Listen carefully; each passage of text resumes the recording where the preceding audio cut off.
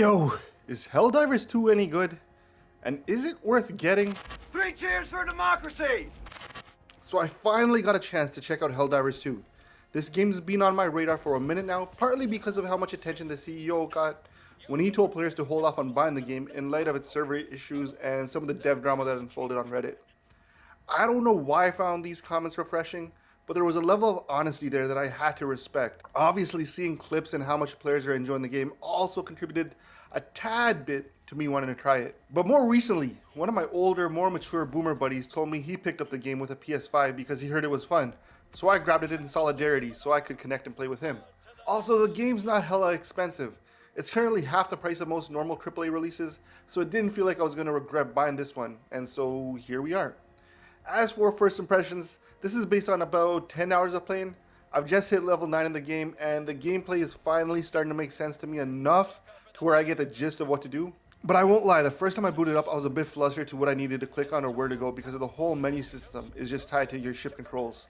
I didn't really understand what half the things in the menus even meant, but maybe that's true for any new game you pick up for the first time, where you spend a good chunk of your first little while learning to navigate around and understand all the menus, power-ups, and weapon trees. The tutorial helps some, and I even went through it again when I decided I'd rather play this game KBM, since I just hate using controller. Something about shooters on controller just feels off. I just generally don't like using controllers for shooters, even if it was designed for console. I did notice though that stratagems are trickier on keyboard, unless you rebind your stratagem keys. Now, obviously this game isn't going to be for everyone. I find it's a fun game to play on stream, since I don't have to commit and focus entirely for extended lengths of time on the game itself. The game's casual as hell, and that's part of what might turn some people off. You're essentially just killing swarms of AI bots, and I know that's just not for everyone.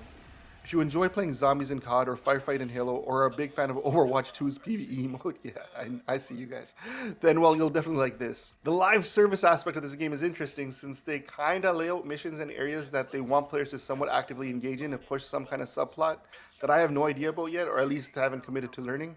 Look, end of the day, it doesn't even matter. There's like 4 game types that I've encountered so far. You either go around killing the bugs, it's easy enough, you just drop in and you fight off the swarms. You have fetch quests where you gotta go grab a hard drive, upload it, and escape. Escort missions where you kind of take over a little area and you just help people get from point A to point B, which is oftentimes within that like base itself. And it's all fun in games until you accidentally slaughter a bunch of the people you're supposed to be escorting. There's like big kill bosses fights where I've only kind of played this once and I dropped in mid-game and they kind of already killed the boss. But I think you're just basically hunting some massive bosses to fight. Now, when you play with randoms, you're kind of at their mercy to bring you back, but so far I haven't encountered any big issues with that. You're also at their mercy and pray that they don't just keep throwing kill streaks on you. Obviously, this isn't a battle royale where your teammates may just keep bringing you back. It's in everyone's best interest to exfil as a squad, everyone gets more points. And also, you know, you're an extra gun and having an extra gun counts for something. You get like a set number of team revives and it's just entering that Konami code to bring them back each time, so it's not that hard. Speaking of which, the stratagem codes are probably the most annoying part of the game, but I gotta respect it. I just suck at them. Like, I'll be entering a code and mess up on the last digit almost every single time. There's like nothing like being swarmed by bugs and trying to enter the proper code for an airstrike while also doing a redeploy code, all about messing it up on the final digit or whatever and getting killed. But like, it makes sense. You kind of need these to be somewhat challenging. Also, I'm not sure why, but doing these on a keyboard is harder than controller, or it was until I realized you could remap and rebind the stratagem keys themselves, because before I was doing like this mental translation of up, down, left, right, W, A, W, D, you know, and then I was like, hold on, if I can map them to my arrow keys, now it's pretty intuitive, which is cool because now, like on controller, you can do them while moving around, so you're not at the mercy of like standing still entering this code and while, you know, a giant rhino's chasing you. The game gives you something to kind of grind for as you get better gear and unlocks the more you play. So obviously a level 50 player has more tools at their disposal, but when you're hopping on for the first time and not having real shields, it's kind of annoying. But I guess without it being like that, you'd have less incentive to grind for anything.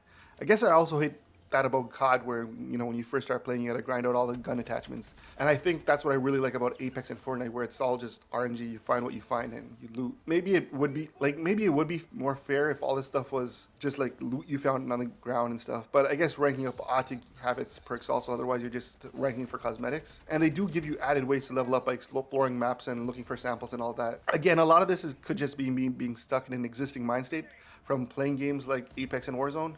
All in all, though, I think this game is a pretty fun party game. and something that benefits from playing with friends who are all on mics, just banting and clowning with each other. I think I'll keep this game in my current rotation to at least grind up to level 50 or something. I know they just extended it to level 150, but I don't know if I have that in me. But we'll see, we'll give it a try. Games last, what, 30 minutes at a time, and it does feel like a bit of a drudge sometimes in some of the missions where you just feel like you're hiking across and then back and forth. Especially if you're solo queuing with no mics or personalities on your team, and then it's just like, you know, watching the sandstorm blow by. I feel like this game will offer me some fun moments while, you know, being able to shut down my brain for a few hours a night and just pulling the trigger on some robot or alien scum. I'm not sure if this is a wind down the night type of game or let's get the night started and start off by playing some HellDivers. But after about 3 games, I'm usually wanting to switch up. Anyways, let me know if you're playing this game, what you think of it, or comment an emoji below, you know, for engagement. Also, if you've made it this far, likes on these videos are super appreciated since it helps the algo know I'm not a complete loser. But till the next one, peace.